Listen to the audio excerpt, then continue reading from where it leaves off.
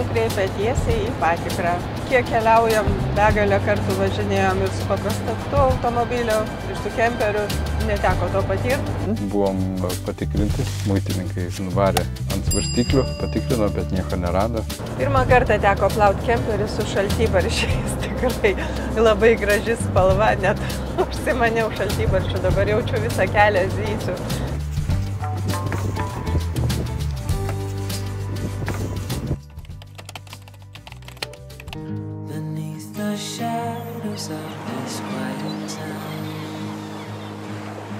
I see you there, your feathers on the ground. Your eyes are heavy with the weight of the world. What's in a life you never could afford. Even if you never flown before, take a chance and try once more. Va, atplaukė keltas iš Skandinavijos ir dabar keisimės. Visi kemperiai išvažiuos, o mes įvažiuosim. Ir Daiva nekantrauja jau. Jo, bet čia ta pati Skandinavija. Iš vienos šalies į kitą vis tiek ir Danija, ir Norvegija. Ja. Bet jis greitaeigis. Jisai iš Danijos iki Norvegijos nuplauks per 2,5 valandos, tik tai labai greitai. Vieni kemperiai, paradas toksai, man jie kaip gyvi žmogeliukai. Nes matai, dėl ko kemperiai? Dėl to, kad taip vėlai tu išvažiavęs, tu iš karto kažkur tai susiradai frikampą ir tu jau miegi. Jo. Ir nei vienos lengvosios beveik nėra. Gal paskui jos išvažiuos. Ai, jos žiūrėk per viršų lengvoje išvažiuoja. Tai ten bet čia tikrai gerai, sako, kemperių rojus.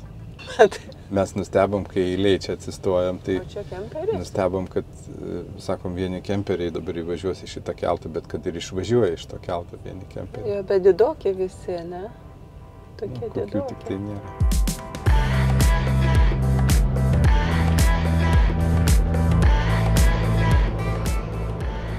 Irgi apsukinės.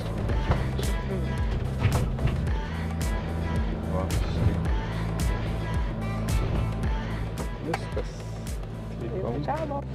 Pasižiūrėk, visą eilę kemperių. Kemperiai išvažiavo, kemperiai įvažiavo, ne?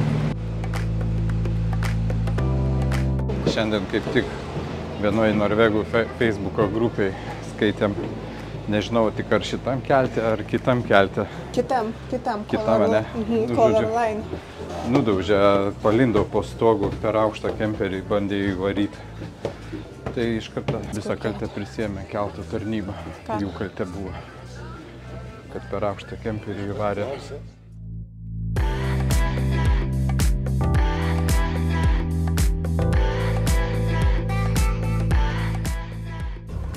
O čia rodo, kaip tas keltas atrodo. Ir rašo, kad tik 2,5 valandos jisai plaukia iki Norvegijos. Nu, mes jau plaukim kažkur tai apie valandą laiko. Kratomės šitų keltų, atrodo kaip toks jausmas kaip duobėtų keliu. Bet tu žinai, kad mes jau beveik pusę atplaukiam, žiūrėk pagal žemėlapį rodo, kad jau pusę atplaukiam. O kur nakvosim mes dar nežinom, bet kažkur tai prie kelio jau įtariu. Daiva kažkaip žiūri, visur bando ieškoti tą programėlę Park4Night. Sakom, kad įdomiausia, kad kai pasipils visas tas rautas kemperių, kurie dabar va čia suvažiavom į keltą. Ir faktas, kad jie kažkur tai važiuos irgi panašiai. Šiandien atlenksiu veidrodį. Žiūrėk, kaip aptaškyta. O, žiūrėk. Eik tu savo. Atviras denis, tai. O čia atidaryta gal būna visą laiką, ką? Ai, va, ko jūs mes gavom sūraus vandens čia gerai. Kaip gera visada ateiti. Pasaka, ne?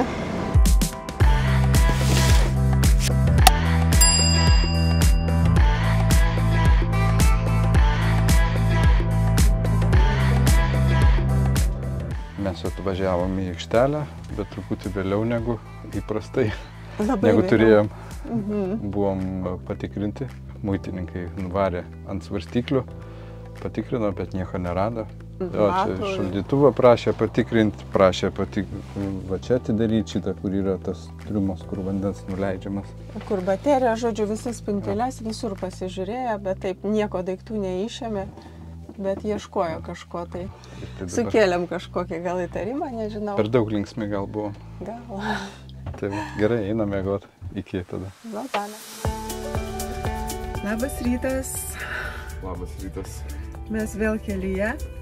Atvažiavome dabar į degalinę, nes pamatėm, kad mūsų langai iš po vakarykštės kelionės keltų, tai praktiškai visi druskoje. O ką, bandysim nuplauti. O kas visas aplypęs. Aš tai manau, kad tai čia yra žiegioitrika, ne? Tai čia yra tas vat smarkiai, kada smarkiai, dulkės visas nuplauti, jo, o tada mes įmam garstę su šepečiu toliau, ne, tai čia jau bus muilas.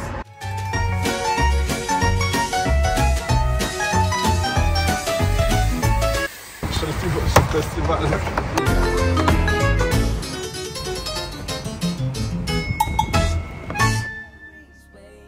Pirmą kartą teko plauti kemperį su šaltybarščiais, tikrai labai graži spalva, net užsimaniau šaltybarščių, dabar jaučiu visą kelią zysiu, kad mums reikia nusipirkti kažkur burokėlių ir pasidaryti šaltybarščių.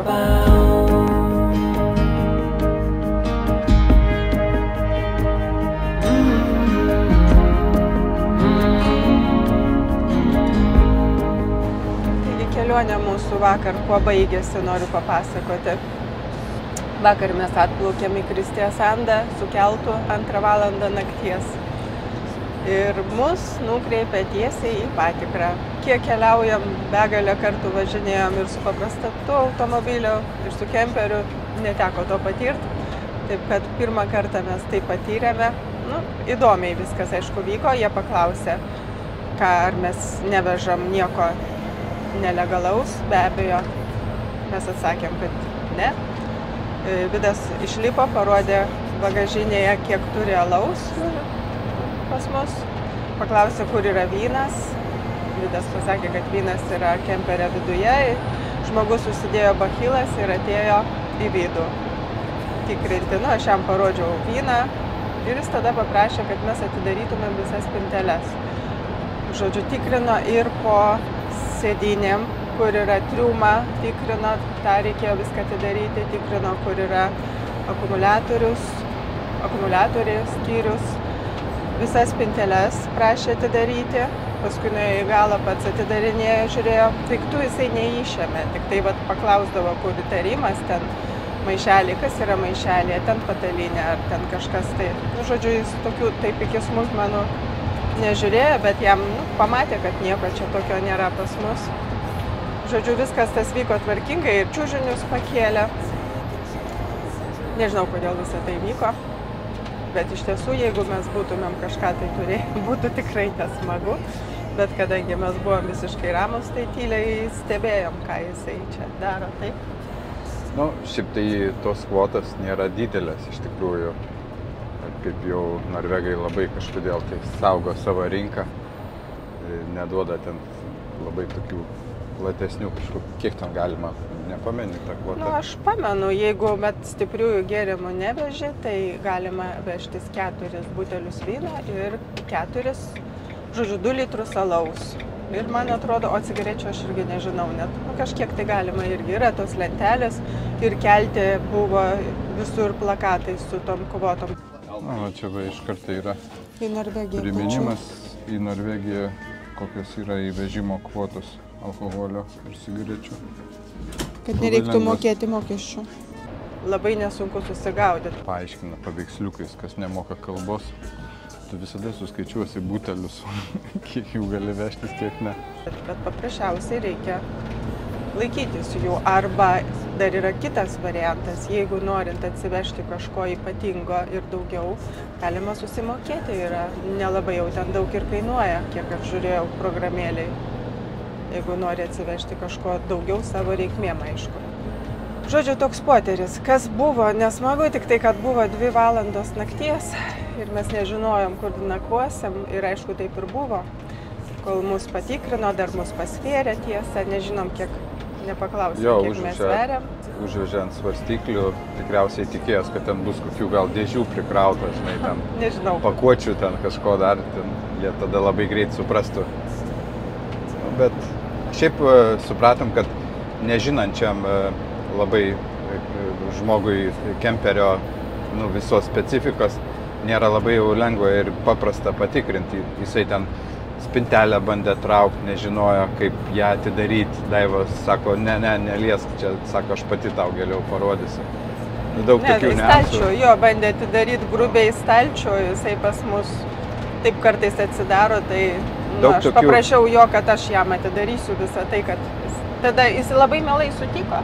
Su šypsena viskas gerai, tik aplink labai daug buvo žmonių, kurie taip žiūrėjo, taip gąsdinančiai. Aha, jau tu tie žvilgsniai įsmeigti tokia. Jo, jie gal žiūrėjo, ar reakcija mūsų, nežinau, ką jie tenais tikrino, bet tas žmogus, kuris tikrino, jis normaliai su šypsena, o tie aplink vaikščio ir kažką bandė žiūrėti. Nu, žodžiu, nežinau. Nu, toks biški nuotykis naktinis. Tai mes nuvažiavom, aišku, į Kristės Ando kemperio aikštelė, jinai didžiulė yra ir ką mes radom, visos vietos buvo užimtos. Tai mums teko važiuoti kažkur tai apie pusvalandį dar iki miško aikštelės ir mes ten permiegojom šalia kelio. Žodžiu, viskas tas užsitęsė visą valandą daugiau, negu mes planavom, kad mes greitai aikštelę miegam ir iš ryto pajudam.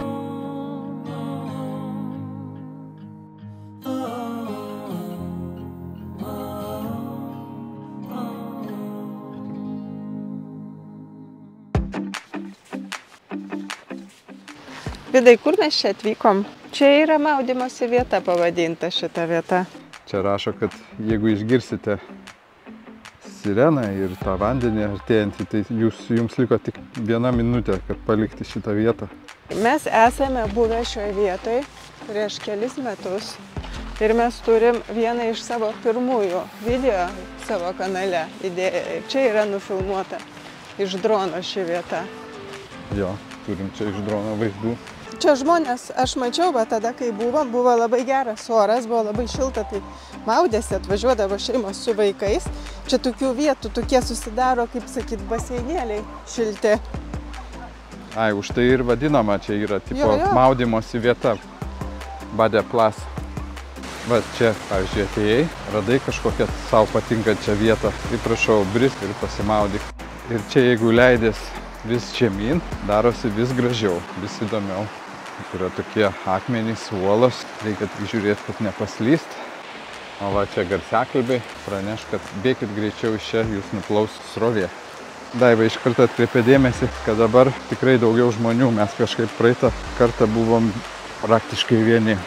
Nežinau kodėl, o dabar čia visur gali pamatyti besimaudančių žmonių. Va, kur mes iš ten atėjom, ten va žmonės maudos ir jau jie neina iki čia, iki šitos vietos. O mes atėjom iki žemiausio beveik taško. Norvegijoje gali vaikščioti ir vaikščioti, ne Daiva? Gali vaikščioti. Bet čia tik nepaslyst, aš bijau, taip tai gali vaikščioti. Bet tai paslystum, čia tada, žiūrėk, pliūkšti tą baseiną. Nu taip jau būtų pliūkšti. Dirbtinė čiuožykla.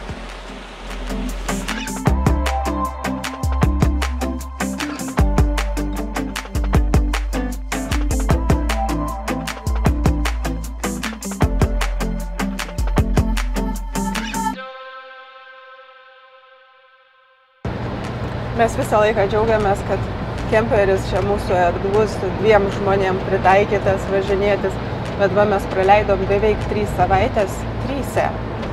Ir su Arijum, tikrai nemažu žmogeliu.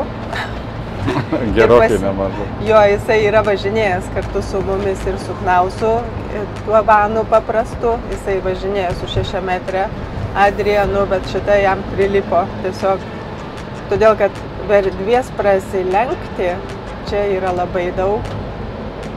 Miegoti jam buvo labai patogu, tik tai gal vienas minusas tą lovą visą laiką dėliot, bet tai čia yra 1–2 minutės darbo. Pasiėmė jisai čiužinį apie 10 cm storio ir miegojo kaip lovoje visiškai. O dar kada šiltuose kraštuose, tu daugiau laiko vis tiek praleidi lauke ir čia tik tai miegi, tai tiesiog fantastika yra. Taip kad išbandytas kemperis yra 3, taip galima tikrai šeimai važiuoti ir su vaikais, dar vienas vaikas gali gulėti tarp tėvų.